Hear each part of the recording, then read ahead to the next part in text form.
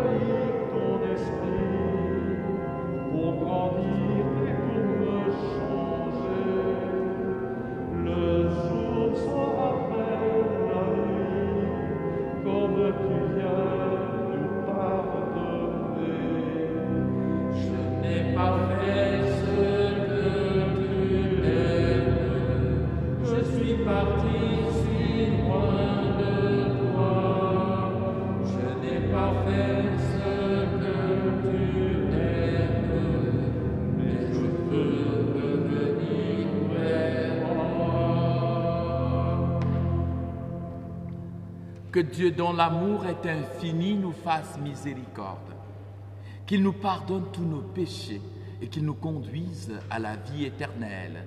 Amen.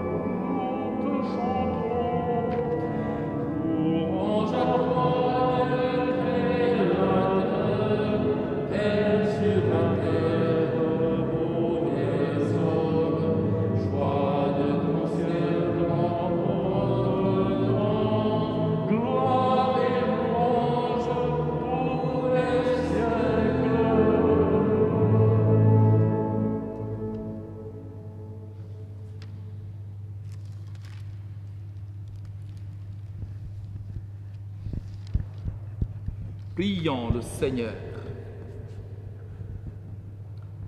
Dieu éternel et tout-puissant, dirige notre vie selon ton amour, afin qu'au nom de ton Fils bien-aimé, nous portions des fruits en abondance. Nous te prions par ce Jésus-Christ, ton Fils unique, notre Seigneur et notre frère, qui vit et règne avec le Père et le Saint-Esprit, Dieu d'amour pour les siècles des siècles. Amen.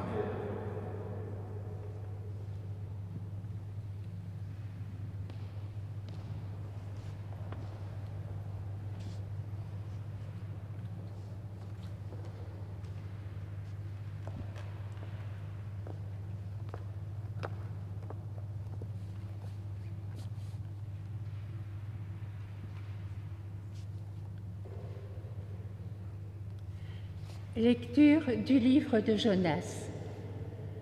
La parole du Seigneur fut adressée de nouveau à Jonas. « Lève-toi, va à Ninive, la grande ville païenne. Proclame le message que je te donne pour elle. » Jonas se leva et partit pour Ninive selon la parole du Seigneur. Or, Ninive était une ville extraordinairement grande. Il fallait 3 jours pour la traverser. Jonas la parcourut une journée à peine en proclamant « Encore 40 jours et Ninive sera détruite. » Aussitôt les gens de Ninive crurent en Dieu. Ils annoncèrent un jeûne et tous, du plus grand au plus petit, se vêtirent de toile à sac. En voyant leur réaction et comment ils se détournaient de leur conduite mauvaise, Dieu renonça au châtiment dont il les avait menacés. Parole du Seigneur. Nous rendons grâce à Dieu.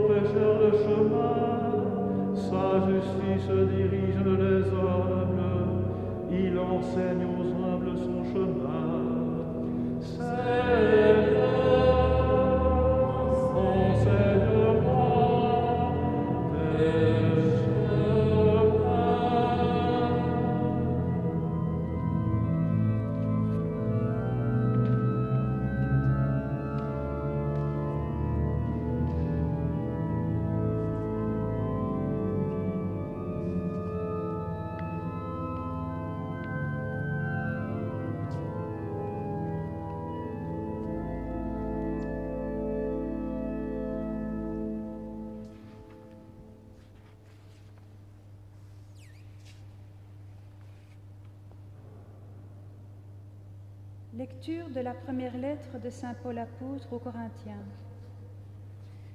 Frères, je dois vous le dire, le temps est limité.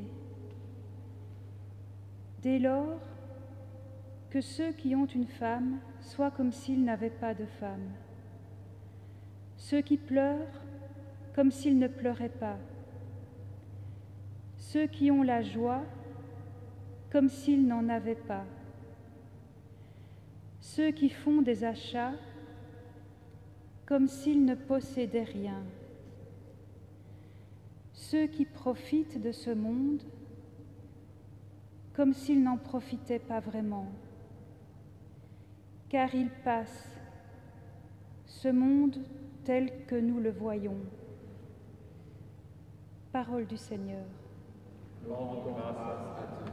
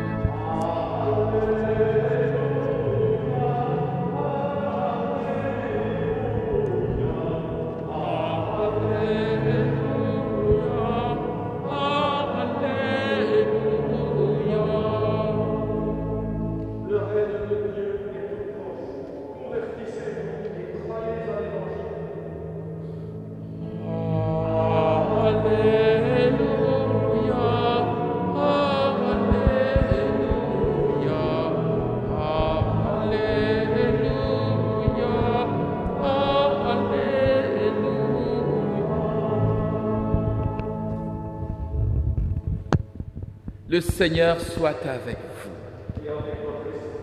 Bonne nouvelle de Jésus-Christ selon saint Marc. Gloire à toi. Après l'arrestation de Jean le Baptiste, Jésus partit pour la Galilée, proclamer l'évangile de Dieu. Il disait, les temps sont accomplis, le règne de Dieu est tout proche. Convertissez-vous et croyez à l'évangile. Passant le long de la mer de Galilée, Jésus vit Simon et André, le frère de Simon. Ils étaient en train de pêcher, ils étaient en train de jeter leurs filets dans la mer, car c'étaient des pêcheurs. Et Jésus leur dit, venez à ma suite, je vous ferai devenir pêcheurs d'hommes. Aussitôt, laissant leurs filets, ils le suivirent. Jésus avança un peu. Il vit Jacques, fils de Zébédée, et son frère Jean, qui étaient dans la barque et réparaient leurs filets. Aussitôt, Jésus les appela. Alors, laissant dans la barque leur père Zébédée avec ses ouvriers, ils partirent à sa suite.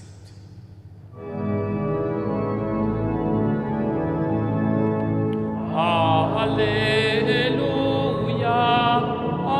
Alléluia, Alléluia, Alléluia.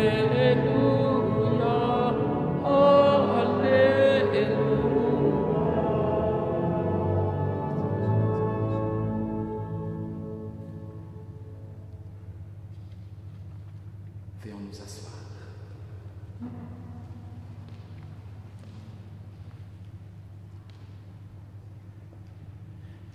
Les évangiles, nous le savons bien, ne visent pas à nous raconter des anecdotes. Ça, nous le savons. Quand les évangélistes décident de mettre par écrit l'expérience qu'ils ont connue auprès du Seigneur, l'enseignement qu'ils en ont tiré pour pouvoir nourrir et construire les communautés, ils se focalisent sur l'essentiel. Et d'ailleurs, il faut dire que les papyrus sur lesquels ils écrivent, à leur époque, c'était un produit de luxe, c'était cher. Et les évangélistes n'étaient pas des gars fortunés. Donc, sur des petits papyrus, ils prenaient le temps à l'encre d'écrire rien que le strict nécessaire, qui avait du sens. et qui pour les communautés, pour les personnes qui liraient comme nous aujourd'hui, chaque détail devrait avoir pour nous une signification profonde. C'est pour cela que quand nous lisons un évangile comme celui-ci, l'évangile de Marc, qui est le plus court de tous les évangiles, le premier à être écrit, mais le plus court, il nous faut faire attention à tous les petits détails que Marc nous donne dans sa relation. Et quand Marc nous parle des questions topographiques, des questions de géographie, il ne faut pas que nous prenions cela comme une pure description. Non, ça a du sens. Quand Jésus commence l'annonce de la bonne nouvelle, il ne va pas aller dans le centre spirituel, religieux qu'était Jérusalem. Il quitte la Judée, il s'en va en Galilée. C'est la première information que Marc nous donne.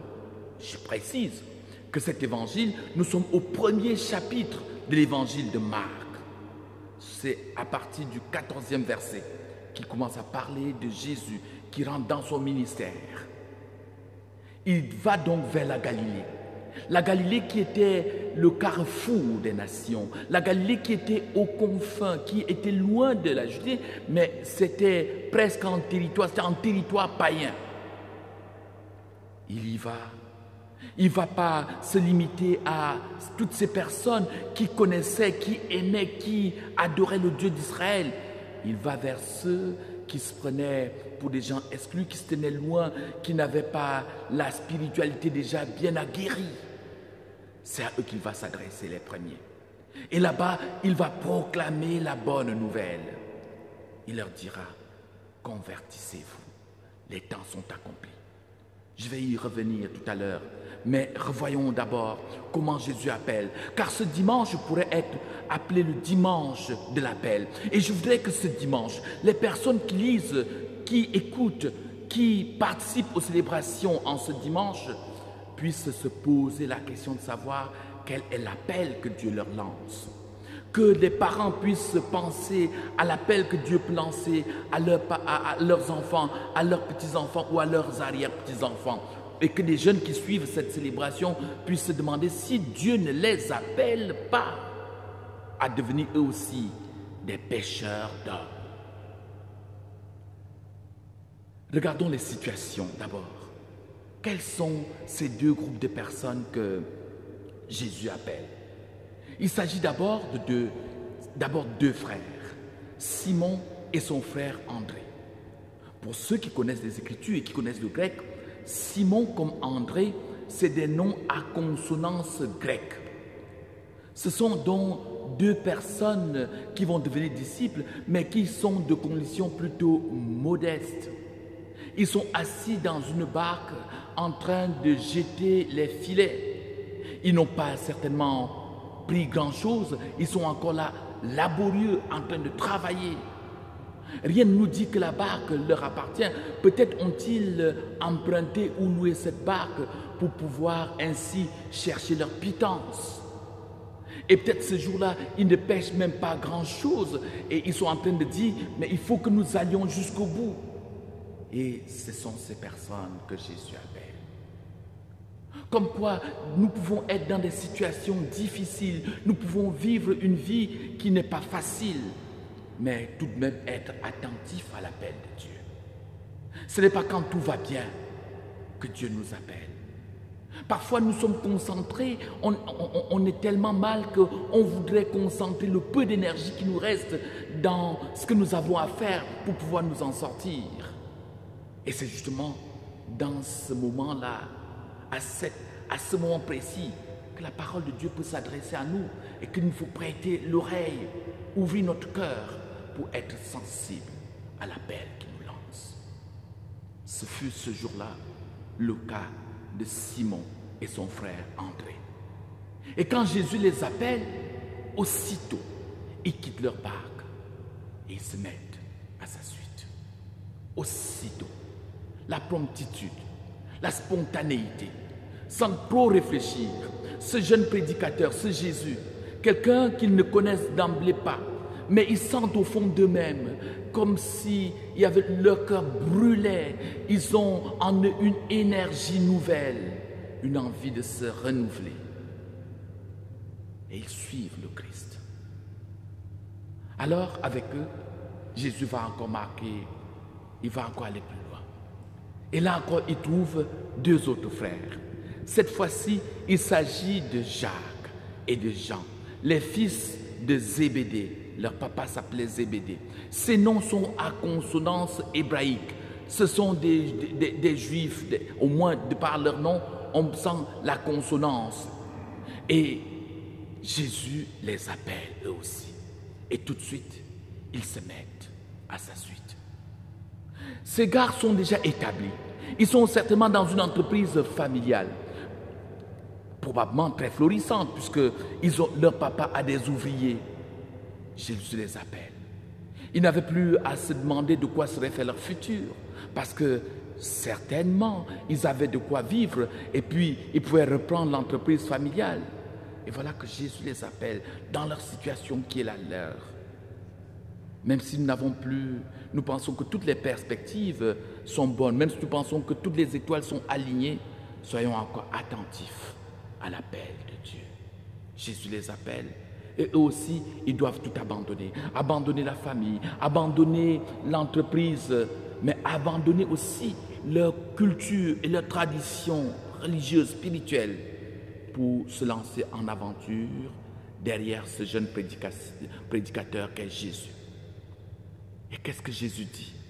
Jésus enseigne.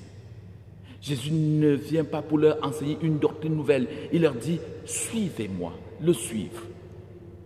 Et dans le contenu de ce qu'il dit, pendant qu'ils le suivent, il appelle à la conversion. La conversion, c'est un renouvellement.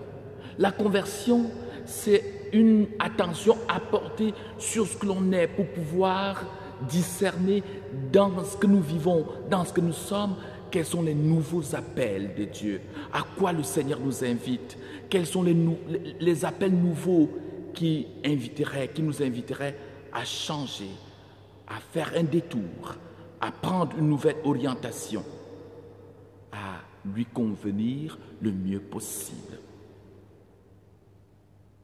Les temps sont accomplis.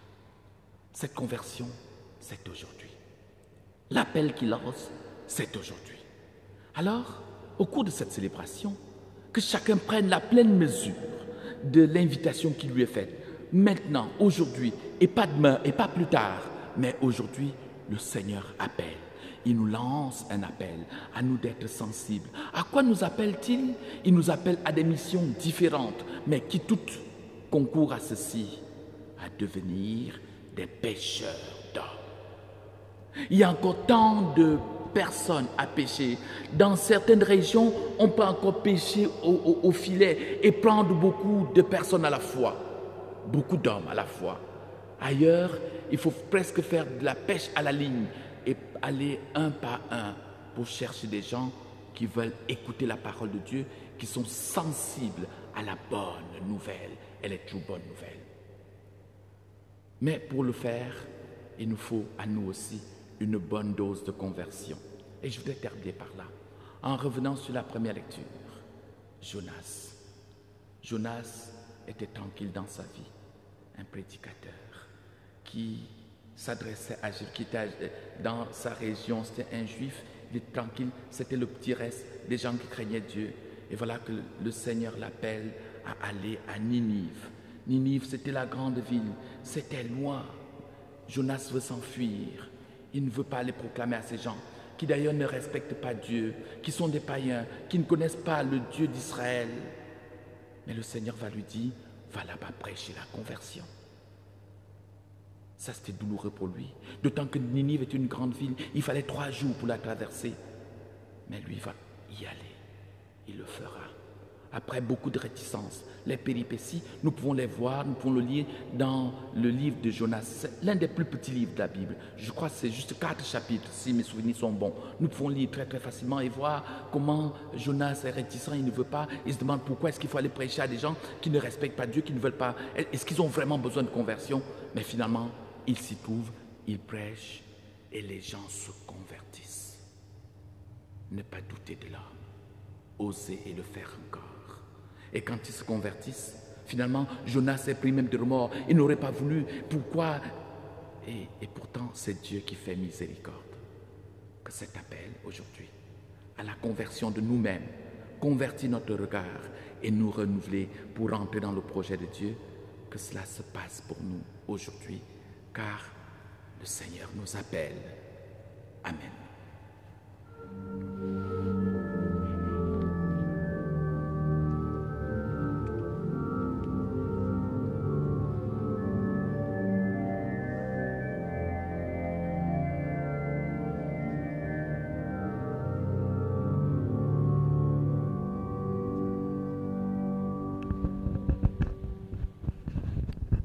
Disons ensemble les termes de notre foi.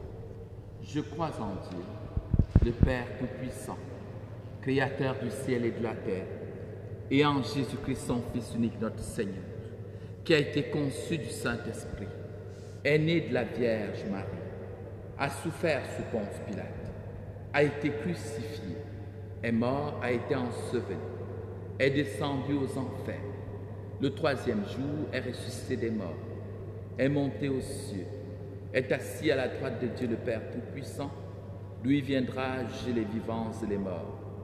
Je crois en l'Esprit Saint, à la Sainte Église catholique, à la communion des saints, à la rémission des péchés, à la résurrection de la chair, à la vie éternelle. Amen. Présentons au Seigneur la prière de son Église. Présentons-lui la prière de son peuple, la prière pour notre monde. Supplions le Seigneur tous ensemble.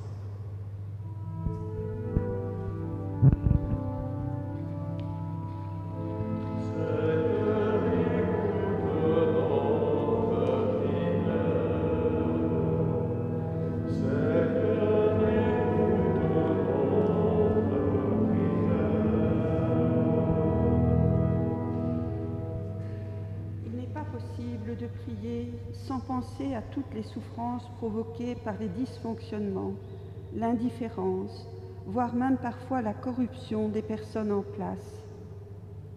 Pour que tous les responsables travaillent avec honnêteté, main dans la main, pour le bien-être de tous les citoyens. Ensemble, nous te prions, Seigneur. Seigneur, écoute notre prière.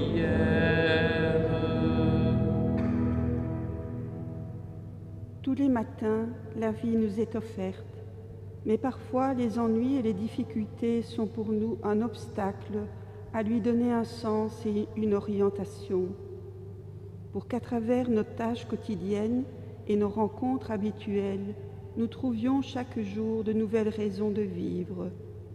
Ensemble, nous te prions, Seigneur. Seigneur, écoute notre prière. Que ta parole de tendresse rejoigne les personnes isolées ou malades. Que cette parole leur offre consolation et espérance. Ensemble, nous te prions, Seigneur. Seigneur, écoute notre prière. Aujourd'hui, comme au premier temps de l'Église, les communautés chrétiennes ont besoin d'hommes et de femmes qui répondent à un appel particulier du Seigneur au service de l'Évangile, prêtres, diacres, religieux, religieuses, animateurs en pastoral. Pour que les communautés et les familles deviennent un terreau fécond pour l'éclosion de vocations et de ministères. Ensemble, nous te prions, Seigneur. Seigneur, écoute notre prière. Pour nos défunts, et en particulier Madame Delvaux Marie-Jeanne, décédée cette semaine, de même que pour tous nos défunts, afin qu'ils partagent la vie des ressuscités. Ensemble, nous te prions, Seigneur. Seigneur, écoute notre prière.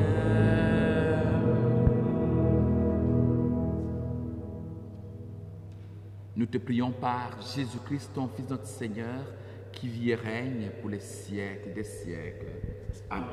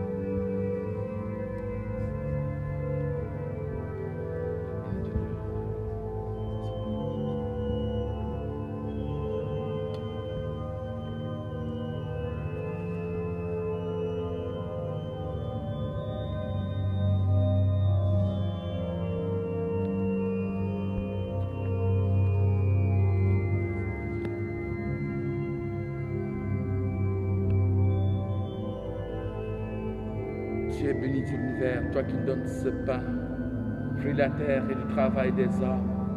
Nous te le présentons, deviendra le pain de la vie. Béni soit Dieu, maintenant et toujours.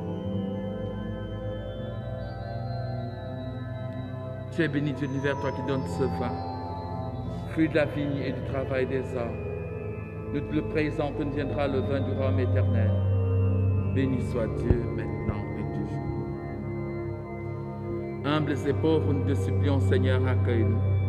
Que notre sacrifice, en ce jour, trouve grâce devant toi.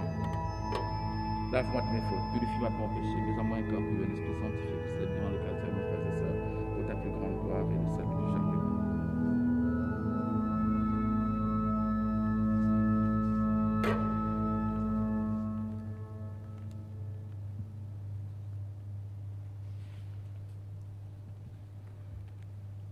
Prions ensemble, sœurs et frères, au moment d'offrir le sacrifice de toute l'Église, pour la gloire de Dieu et le salut du monde. Dans ta bonté, Seigneur, accepte notre offrande, qu'elle soit sanctifiée et qu'elle serve ainsi à notre salut. Nous te prions par Jésus-Christ notre Seigneur, qui vit et règne pour les siècles des siècles. Amen. Le Seigneur soit avec vous. Élevons notre cœur. Rendons grâce au Seigneur notre Dieu.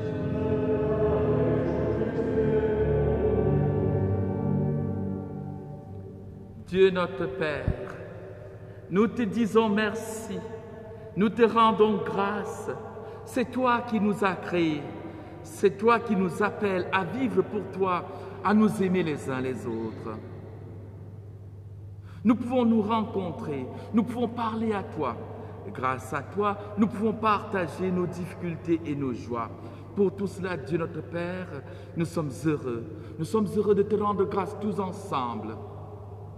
Avec ceux qui croient en toi, avec les saints et les anges, tous ensemble, nous te louons en chantant.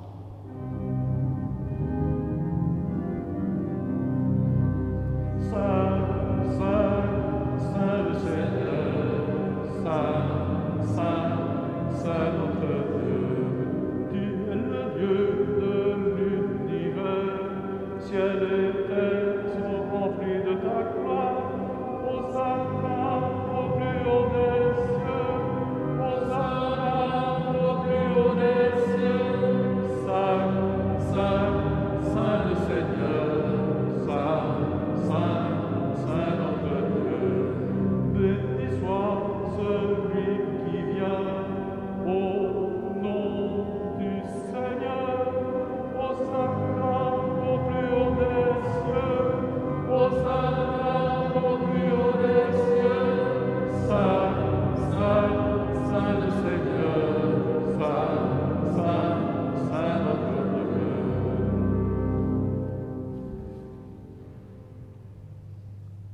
Oui, Dieu, tu es saint.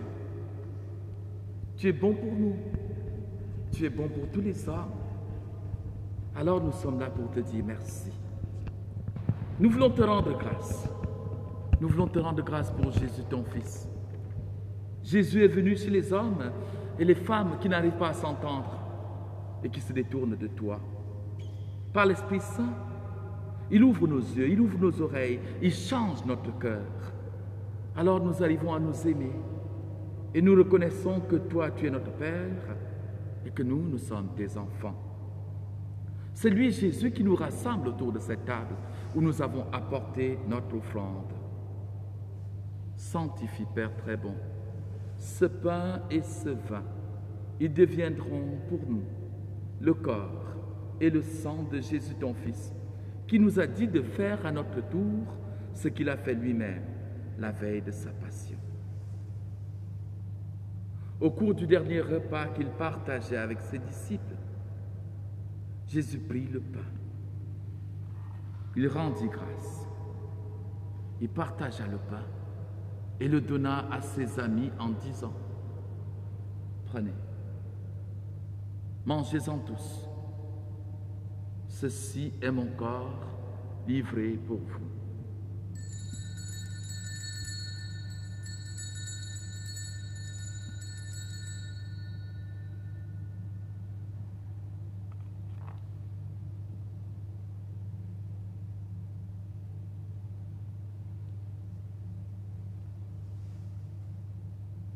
Jésus prit aussi la coupe de vin.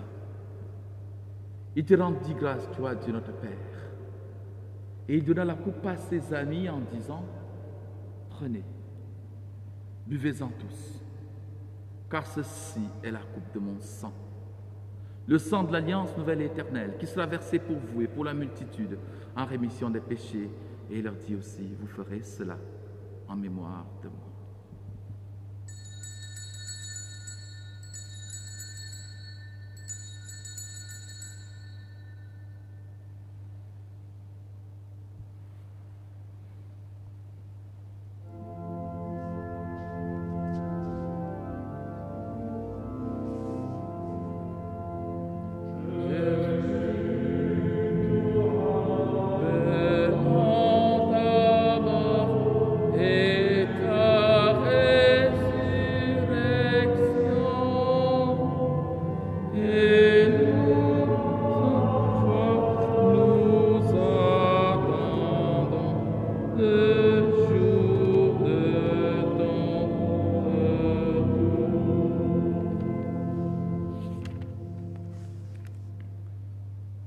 Voilà pourquoi nous sommes ici, rassemblés devant toi, Père.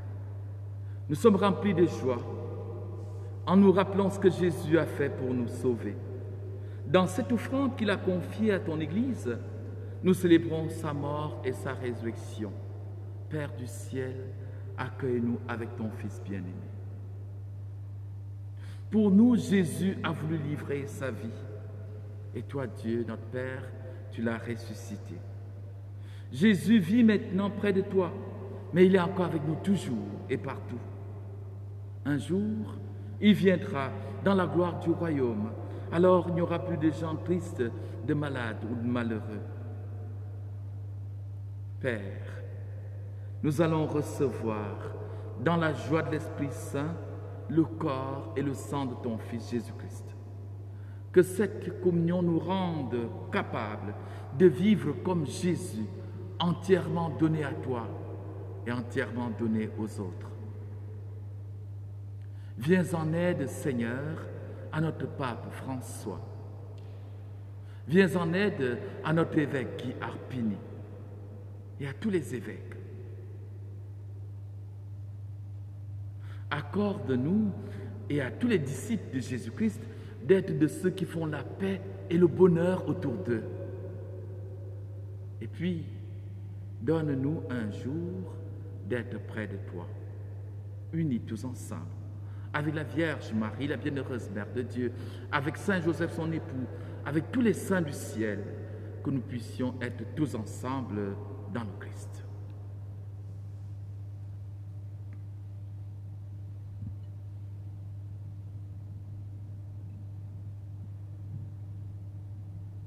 par lui, avec lui et en lui. À toi, Dieu le Père Tout-Puissant, dans l'unité du Saint-Esprit, tout honneur et toute gloire pour les siècles des siècles. Amen.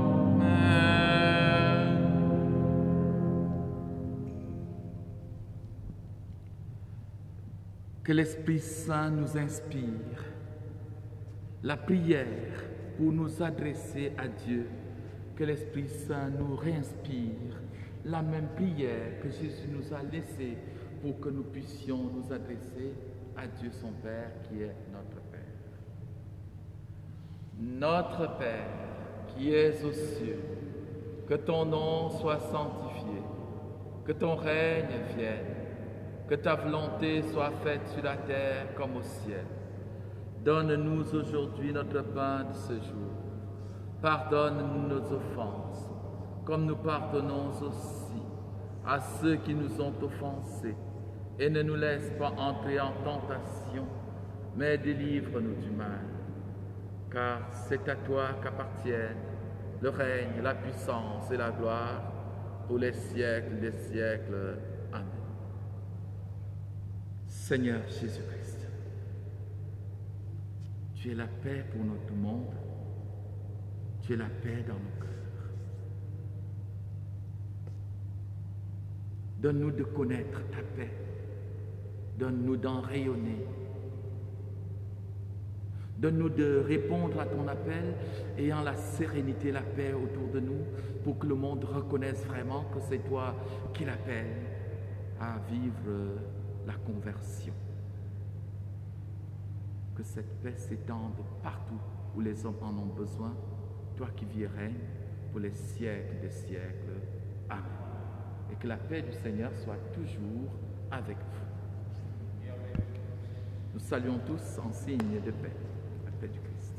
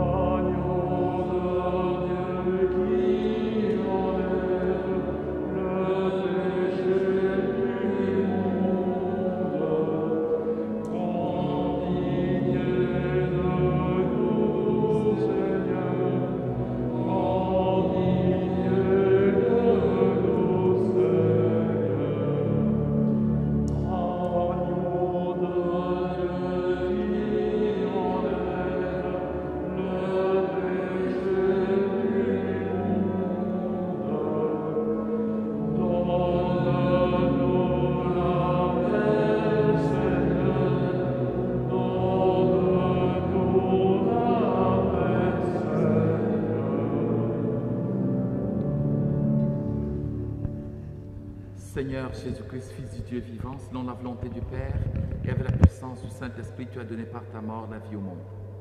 Que ton corps et ton sang nous délivrent de nos péchés et de tout mal. Fais que nous demeurions fidèles à tes commandements et que jamais nous ne soyons séparés de toi.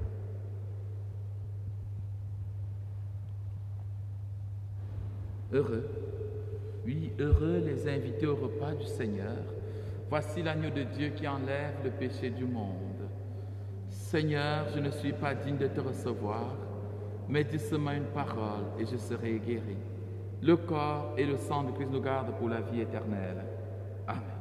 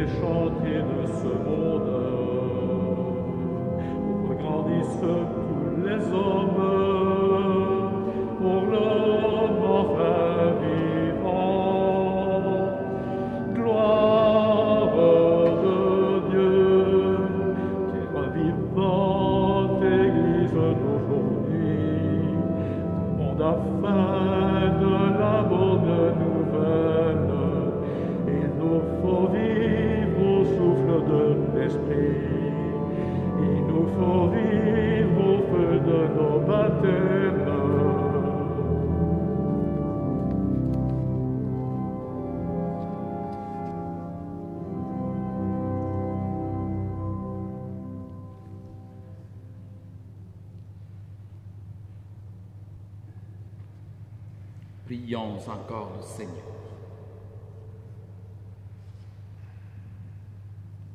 Dieu Tout-Puissant, permets qu'ayant reçu de toi la grâce d'une nouvelle vie, nous puissions nous en émerveiller toujours. Nous te prions par Jésus-Christ, ton Fils, notre Seigneur, notre Dieu et notre frère, lui qui est vivant pour les siècles des siècles. Amen. La participation des fidèles au cours de chaque célébration reste toujours limitée à 15 personnes, hormis les enfants de moins de 12 ans. N'ayez pas peur de réserver vos places selon les habitudes prises dans l'église de votre choix. Il y a des places libres dans plusieurs églises. Les mesures sanitaires entrées en vigueur il y a quelques semaines sont toujours d'actualité, notamment le port du masque, sauf au moment de la communion, bien sûr. La collecte de ce jour est faite pour Terre Sainte et catéchisme en pays de mission. N'oublions pas la base et le palier de la collecte au fond de l'Église. Merci pour votre partage et générosité. Vous pouvez déjà trouver le calendrier des messes du mois de février au fond de l'Église et aussi sur le site internet du foyer. Les messes du prochain week-end, samedi 30 janvier, 17h Châtelet-Gautier, 18h Rosélie, 18h30 Faubourg et dimanche 9h15 Rennes, 10h15 à Chambord et c'est cette messe-là qui sera retransmission des 10h45 aussi les eaux Saint-Martin et 11h en notre église Saint-Pierre. Cette semaine, Marie-Jeanne Delvaux nous a quittés. Ses funérailles ont été célébrées ce 24. Le week-end prochain a lieu l'action d'Amiens. Il y aura les ventes de piques et porte-clés peluches, 7 au prix de 7 €. Continuons à bien prendre soin les uns des autres, bonne nuit à toutes et à tous.